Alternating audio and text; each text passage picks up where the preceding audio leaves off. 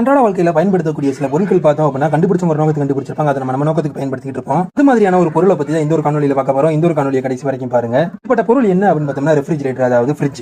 Fridge எப்ப முதல்ல கண்டுபிடிக்கப்பட்டுச்சு அப்படின்னு அமெரிக்கால 1800 கண்டுபிடிக்கப்பட்டுச்சு கமர்ஷியல் யூஸுக்காக. அதாவது இறைச்சிகளை பதப்படுத்தக்கூடிய கமர்ஷியல் யூஸுக்காக ஃபர்ஸ்ட் ரெஃப்ரிஜரேட்டர் கண்டுபிடிக்கப்பட்டுச்சு. 1913 ஆண்டுகள்ல வீட்டுல பயன்படுத்தக்கூடிய வகையில ரெஃப்ரிஜரேட்டர்கள் உருவாக்கப்பட்டுச்சு. எதற்காக உருவாக்கப்பட்டுச்சு அப்படின்னு பார்த்தோம்னா இன்டீரியர் பிளேஸ்ல இருக்கவங்க டவுனுக்குள்ள போயிட்டு பொருள் வாங்கிட்டு வந்து சேவ் பண்றதுக்காக யூஸ் பண்ணப்பட்டுச்சு. இதே போல இப்பவும் ரெஃப்ரிஜரேட்டர்கள் நிறைய இடத்துல யூஸ் பண்ணப்படுது. ரெஃப்ரிஜரேட்டர்ஸ்குள்ள வந்து பார்த்தோம் அப்படின்னா தேவையான காய்கறிகள் மட்டும் வைக்கிறாங்களா அப்படின்னு பார்த்தோம்னா அதுதான் கிடையாது. ஏரியால இருந்து இன்டீரியர் ஏரியால இருக்கீங்க அப்படின்னா ஒரு மாசத்துக்கான பொருளை வாங்கி டம்ப் பண்றது தப்பே கிடையாது. எல்லாரும் இதை பண்றோமா அப்படின்னு கேட்டோம்னா அதுதான் சந்தேகம். என்ன பண்ணுவாங்க, காய்கறி தக்காளி எல்லாம் வாங்கி உள்ள சேவ் பண்ணுவாங்க. என்ன பண்ணுவாங்க அப்படின்னு பார்த்தோம்னா வீட்டுல வச்ச குழம்புகளை சூடு பண்ணி ஃப்ரிட்ஜ்ல வச்சு சாப்பிட்டாங்க. அது இல்ல அப்படின்னா ஏதாச்சும் புரோட்டா பிரியாணி வாங்கிட்டு அதுக்கு தர சால்னா பார்த்தோம் அப்படின்னா ஃப்ரீஸ் பண்ணி யூஸ் பண்ணிருப்பாங்க. அதுவும் பரவாயில்ல அப்படின்னு பார்த்தோம்னா நீங்களே ஈஸியா அரைக்கக்கூடிய தேங்காய் சட்னி. அதையும் என்ன பண்ணுவாங்க அப்படின்னு பார்த்தோம்னா அரைச்சு ஒரு வாரத்துக்கு ஃப்ரிட்ஜ்ல வச்சு யூஸ் பண்ணுவாங்க. நாட்டில் பார்த்தோம் அப்படின்னா ஃப்ரிட்ஜை திறந்தா உள்ள பல பொருட்கள் இருக்கும். நம்ம நாட்டில் இருக்க ஃப்ரிட்ஜ் எல்லாம் திறந்தா அப்படின்னா உள்ள கருவேப்பிலை மல்லி மட்டும் தான் இருக்கும்.